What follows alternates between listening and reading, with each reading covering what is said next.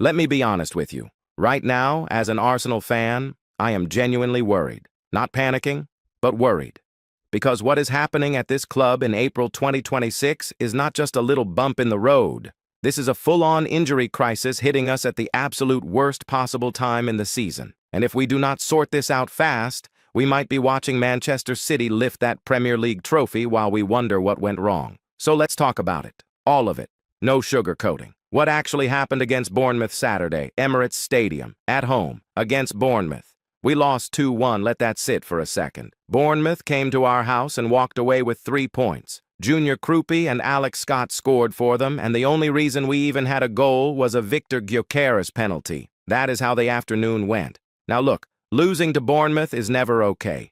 But the bigger story is not just the result. The bigger story is why we looked so bad. And the answer is simple. Odegaard was not there.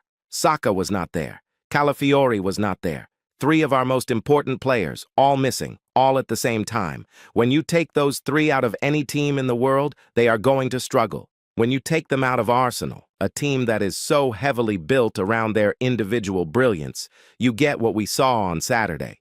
A team that looked lost, disjointed, and honestly, a little bit scared. The injury situation. Let's break it down.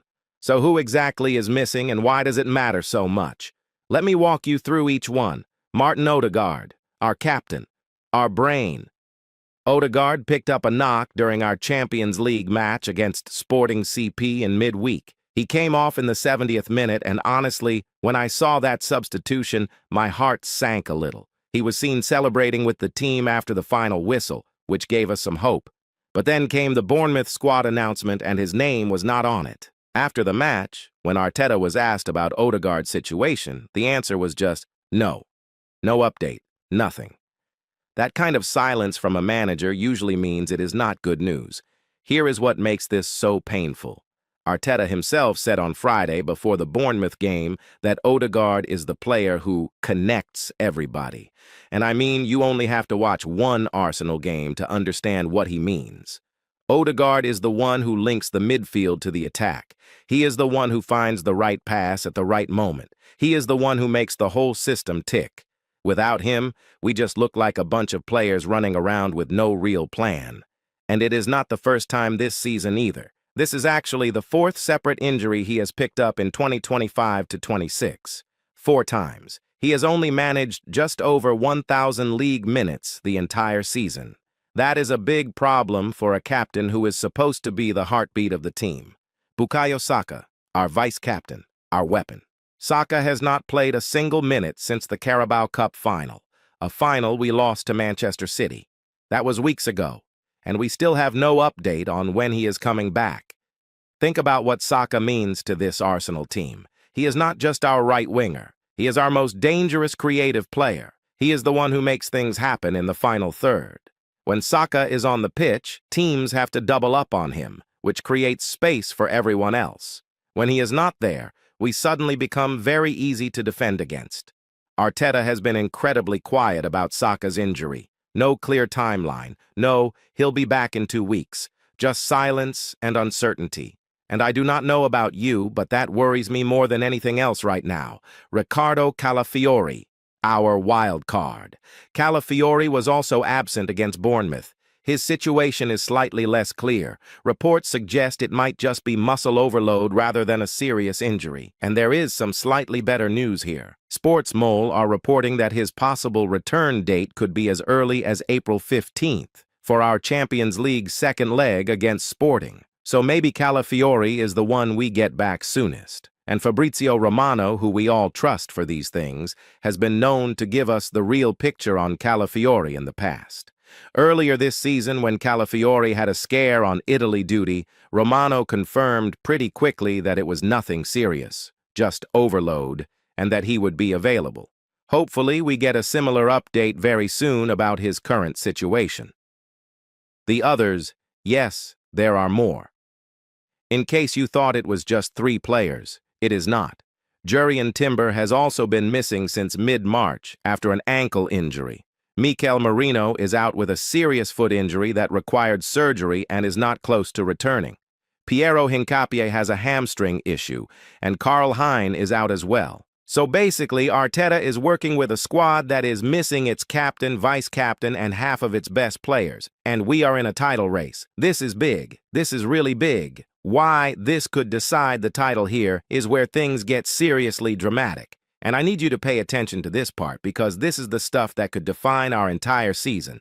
Right now, Arsenal sit top of the Premier League with 70 points. Manchester City are in second with 61 points. So we have a 9-point lead. That sounds comfortable, right? It is not. Not even close, because here is what is coming. Manchester City play Chelsea next. Then they come to the Etihad to face us the following weekend on April 19th. If Pep Guardiola's side win both of those matches, against Chelsea and against us, they close that gap to just 3 points. And they would have a game in hand on top of that. Do you understand what that means? That means our 9-point lead could turn into a 3-point lead in the space of 2 weeks. And we would be going into the final stretch of the season with City breathing right down our necks, full of momentum, with all their players fit. Now ask yourself this question. Will Odegaard and Saka be back for that Manchester City away game on April 19th? Because if the answer is no, that match becomes extremely difficult.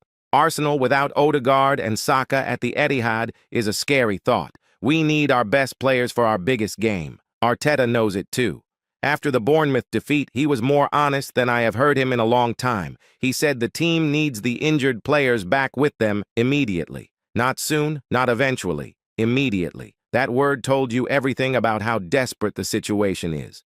What Arteta said and what it really means. Arteta, after the Bournemouth loss, was a man who was not hiding how he felt. He said, and I am paraphrasing here, that the team needs everybody fit, and that the important players who are missing need to come back right now. He then said that once they are back, Arsenal will be much better, and that everyone available right now, himself included, needs to step up. I respect that honesty, I really do. But it also tells you the truth about where we are. The manager of a team that is leading the Premier League just said he needs his injured players immediately. That is not the kind of thing a manager says when he feels confident in his squad depth. And the part about Arteta saying, me the first one, meaning he needs to step up himself, that was interesting. Like even he is questioning whether he has done enough recently. That shows a manager who is feeling the pressure. He also refused to use the congested fixture schedule as an excuse, even though that is almost certainly a major reason why we have so many tired and injured bodies right now. Remember, until that Carabao Cup final loss to City last month, Arsenal were still competing in 4 different competitions. That takes a toll. You cannot play that many games in such a short period and expect every single player to come through unscathed. The bigger question. Is Arsenal's squad deep enough? This is something I have been thinking about a lot, and I want to ask you the same question. When Odegaard and Saka are both fit and playing, Arsenal look like one of the best teams in Europe. Genuinely. They are creative, they are quick, they press well, and they score goals. But when those two are missing, we suddenly look very ordinary, and that tells me something important. We are still too reliant on a small number of key players. The squad depth is not quite there yet for moments like this. Yes, Eberechi Eze has been available and can offer something different in that creative midfield role. And Victor Gyökeres up front has been solid. But there is no one in this squad who can truly replace what Odegaard gives us in terms of control and creativity. And there is no one who can replace Saka's directness and goal threat on the right wing. Fabrizio Romano said it clearly when speaking about Odegaard earlier this season. Arsenal's medical staff and the club as a whole absolutely want him back only when he is 100% fit. They do not want to rush him and risk him getting injured again. That is the right approach for the long term. But in the short term, right now, in April, with the title on the line, every day he is missing hurts. What needs to happen now? So where do we go from here? Here is my honest take as an Arsenal fan. First, we need Calafiori back as soon as possible. If the reports about it just being overload are correct and he can return for the Sporting second leg on April 15th, that is a genuine boost. We need him at left back and in that defensive structure. Second, we need at least one of Odegaard or Saka back for the Manchester City game on April 19th. Ideally both, But realistically, even having Saka back would change everything about how we can attack and how City have to set up against us. Third, the players who are available right now need to deliver. No more performances like we had against Bournemouth. Gyökeres, Havertz, the rest of them. They need to be better. Arteta said as much himself. And fourth, we need City to slip up. Against Chelsea, maybe. Because if City win every game between now and the end of the season, this title race is going to go right to the wire, and it will come down to whether our injured players come back in time. Final thought. Are we still winning the title? Yes. I still believe we are winning it, but I am saying that with slightly less confidence than I was 2 weeks ago. The 9-point lead is real. The quality in this squad, when fit, is real. Arteta's belief in his players is real. And honestly, this kind of adversity, this kind of moment, this is where title-winning teams show their character. But I would be lying to you if I said I was not anxious. Because I am. We all are. And the next 2 weeks are going to tell us a lot about what this Arsenal team is actually made of. Some Arsenal fans are actually calling for Mikel Arteta's head after one bad result. With the title still in our hands, 9 points clear at the top, 6 games to go. I've seen some things in my years following this club, but this might be the wildest take I've ever heard from our own fan base. And today, we're going to break it all down, because someone has to say it. First, let's talk about what actually happened. So Arsenal lost to Bournemouth at the Emirates, and the fans started booing. Now, on the surface, that sounds terrible. I get it. When you're in a title race and you drop points at home, frustration is normal. But let's slow down and actually look at the situation properly. Bournemouth came into that game with 22 full days of rest since their last match. 22 days. Meanwhile, Arsenal were playing their third game in 7 days, third game in 1 week. Think about that for a second. You ever try to do anything physically demanding 3 times in 1 week, back to back? Now imagine doing it at the highest level of professional football, against a team that's been sitting at home, resting, preparing, watching your every move. The physical gap between those two squads on that day was real. It wasn't an excuse. It was just the truth. And here's the thing people forget. Bournemouth are not a bad team. Their manager, Andoni Iraola, is genuinely one of the best coaches in Europe right now. I'm not just saying that.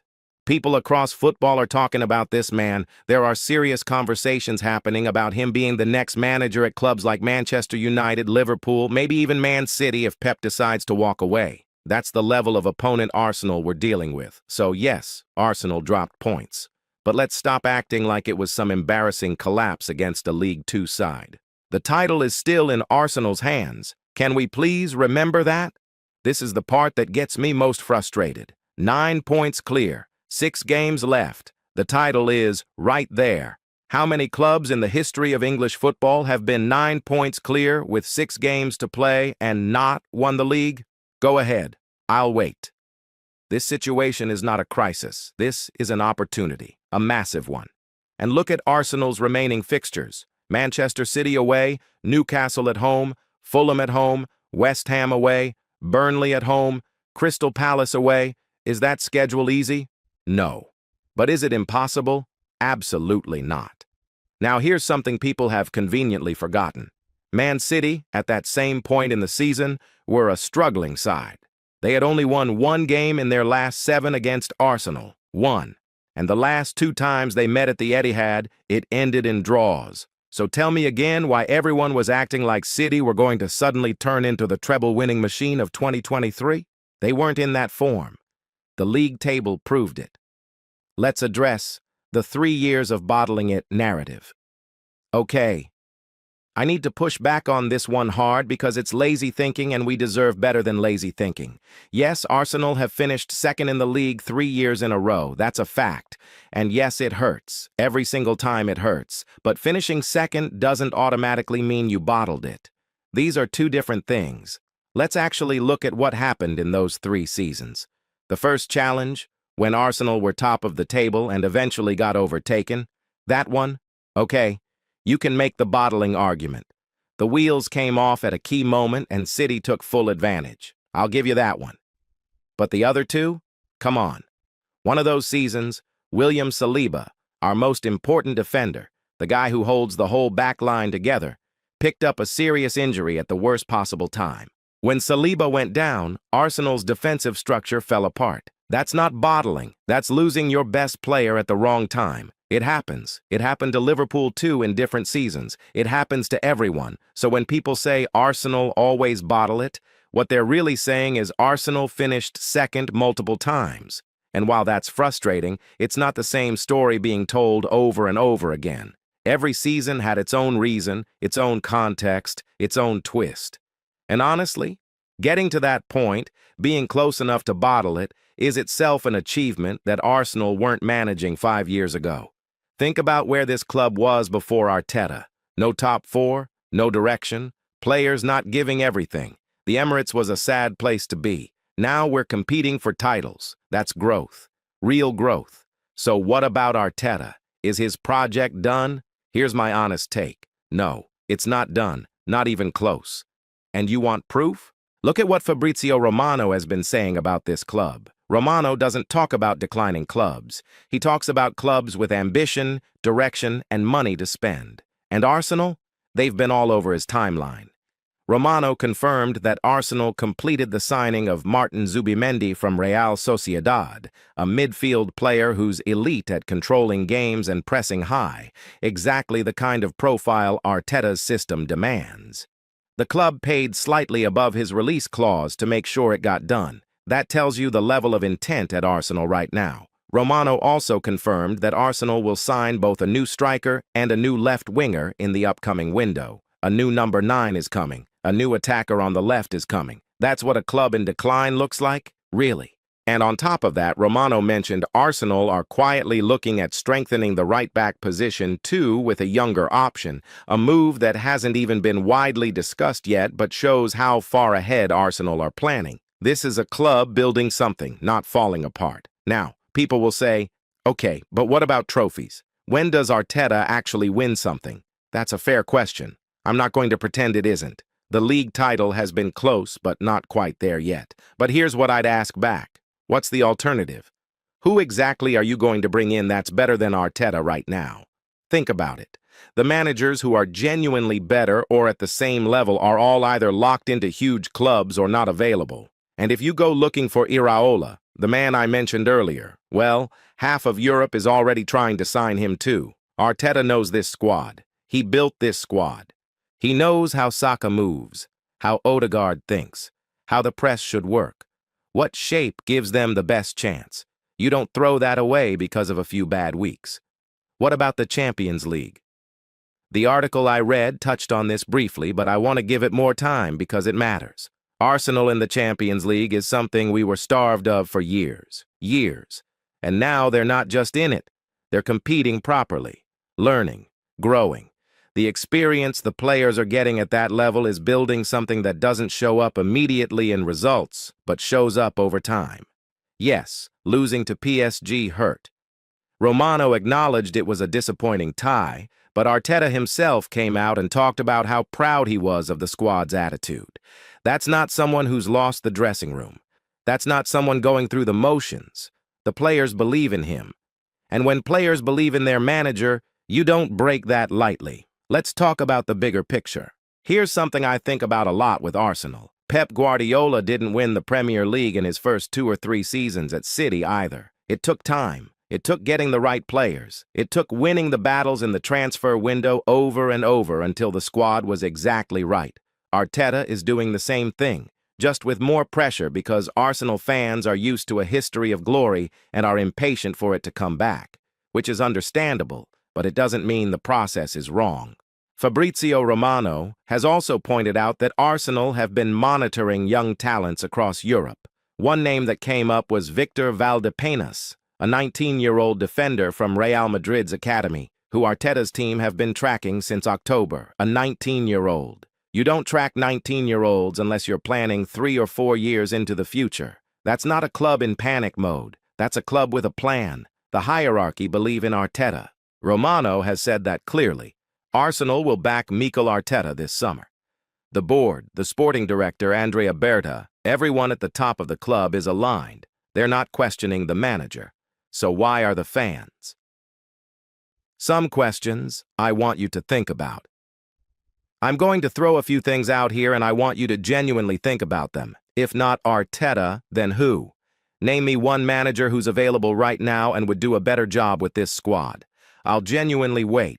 And before you say Iraola, half of Europe is chasing him and he might end up at a club with Champions League pedigree already built in. Is finishing second really failing? Or is it just the price of being at a club that's rebuilding from the ground up while the richest team in England history is your main competition? What would sacking Arteta actually solve? New manager, same squad, same expectations, except now you've got to start a whole new style, whole new system, whole new relationships in the middle of a title run. Does that make any sense to you? I'm not saying Arteta is perfect. He isn't. Some of his substitutions have made me want to throw my remote at the wall. His in-game management when Arsenal are leading gets questioned a lot, and not without reason. There are tactical moments where you wonder what he's thinking. But being imperfect is not the same as needing to be replaced. Every great manager has weaknesses. Pep has had his, Klopp had his. It's about whether the overall vision and direction is right. And Arsenal's is. The emotional side of this look, I get it. I really do. When you're an Arsenal fan and you've been waiting for this title for 20 years, every drop point feels like a stab in the chest. Every booing session, every frustrated reaction, every Twitter thread calling for the manager's head, it all comes from a place of real love for this club. I'm not dismissing the pain. Being this close and not quite getting there is genuinely one of the hardest things to deal with as a football fan. You're not wrong to feel it. But the worst decisions in football get made in emotional moments. Clubs have sacked managers mid-season when they were challenging for the title and watched it all fall apart within weeks. It happens more than people realize. And you can never unsow that chaos once it started. The best thing Arsenal can do right now, the absolute best thing, is take a deep breath, trust the process, win the next game, and keep going. Where this is all going. So here's where I land on all of this. Arteta should not be sacked. Not now. Not with 6 games left. Not when the title is still in reach. Not when Fabrizio Romano is telling us the club is backing him with big transfers. Not when the players are still giving everything. Not when we're 9 points clear at the top of the table. If Arsenal finish this season without the title after being this far ahead, then okay. Have the conversation properly. Look at it with clear eyes. Ask the hard questions. But do it in the summer, with data, with context, with calm minds.